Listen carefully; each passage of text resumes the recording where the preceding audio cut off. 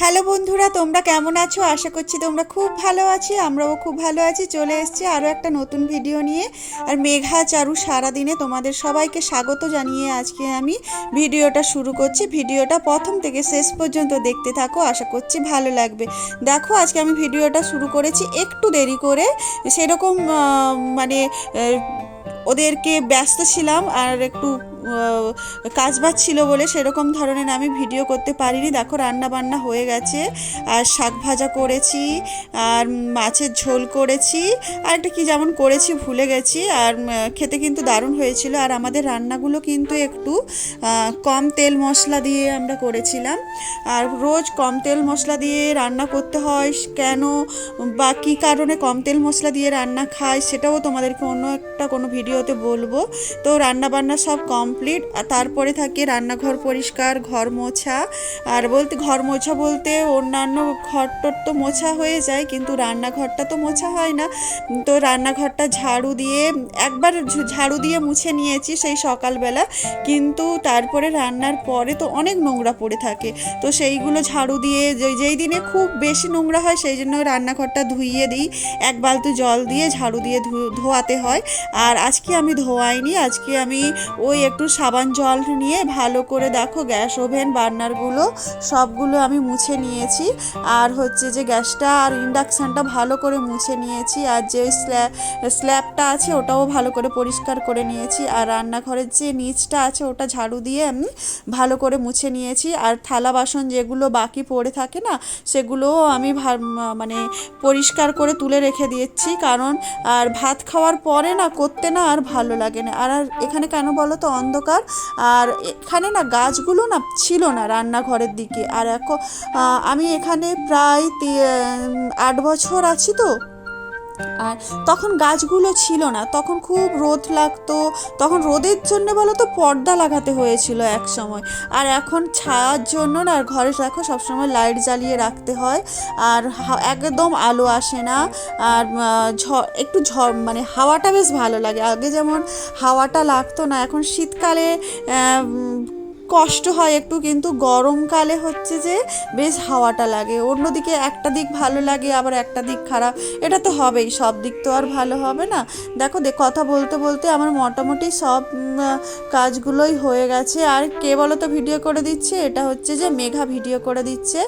আর হচ্ছে যে কাপড়গুলো দেখো, রান্নাবান্নার যে কাপড়গুলো থাকে সেগুলোও আমি একটু হালকা সার্ফ দিয়ে, বা আমার ওখানেই রান্নাঘরেই লাইফ বয় সাবান থাকে, সেগুলো আমি ভালো করে কেচে ধুয়ে মিলে রেখে দিই।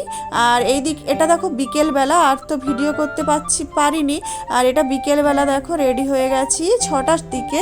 আর 4টের সময় তো মেঘার পড়া ছিল, আমি একবার দিয়ে এসেছি। প্রচণ্ড রোদে তাপের মধ্যে বারবার যেতে হয়, প্রচুর কষ্ট হয়, তারপরেও যেতে হয়, কিন্তু কোনো করার নেই, কারণ ওর বাবা ডিউটিতে থাকে। চারুর আজকে নাচের ক্লাস 6টা থেকে, ওর রেডি হয়ে গেছে, ওকে 6টার সময় নাচের ক্লাসে দিয়ে আসবো। আবার মেঘার হচ্ছে 6টা 10-15 দিকে ছাড়বো, ওকে ম্যামকে বলে দিয়ে আসবো, চারুকে রেখে আসবো। আবার ওখান থেকে আবার নাচের ক্লাসে রেখে তারপরে আবার মেঘার কাছে যাব। মেঘাকে নাচের ক্লাস থেকে নিয়ে এসে তারপরে আবার আমি নাচের ক্লাসে যাব। তারপরে ওরা একটু খেলে তারপরে বাড়িতে আসবে। এই হচ্ছে আমার ডিউটি। আর ডিউটির পর ডিউটি, জানি না, এগুলো তো করতেই হয়। একটু তো মাঝে মাঝে বিরক্ত হই, কিন্তু বিরক্ত হলে তো কোনো হওয়ার নয়, কিন্তু এগুলো তো আমাদের করতেই হবে। মেয়ে আগে বুঝতাম না মা কী জিনিস, তার এখন বুঝেছি যে মা কতটা মানে আপন, মা কী জিনিস সেটা বিয়ের পরে বুঝেছি। আবার বিশেষ করে বুঝেছি মা হওয়ার পরে, মানে সন্তানদের যে কতটা লালন পালন করতে হয় কষ্ট করে, কতটাই না সহ্য করতে হয় কষ্ট, সেগুলো বিয়ের পরেই বুঝেছি। তো আগে বুঝতাম না, আগে মায়ের কাছে খুব রাগ করতাম, মা রাগ ভাঙাতো।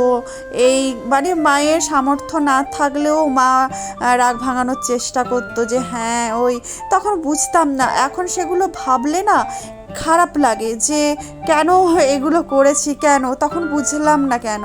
আর এটা দেখো ক্লাবের ভেতরে ঢুকে পড়েছি, আর ওখানে ব্যাডমিন্টন খেলা হচ্ছে। এসছে, আর সেই জন্য আমরা একটু ওয়েট করেছিলাম, বাইরে ছিলাম। আর এই যে সামনের সবাই দেখছো, ওদের হচ্ছে যে ওটা হচ্ছে যে ক্লাস 1 ইউকেজির ব্যাচ, আর চারুদের হচ্ছে যে নার্সারি এলকেজির ব্যাচ। দেখো চারুরা পেছনে দাঁড়িয়েছে, ওরা ওদের ছোট ব্যাচ, আর ওরা এদের ছাড়ছে না, হচ্ছিল না বলে, তাই চারুদের সাথে ওদের দুজনকে একসাথেই করাচ্ছে।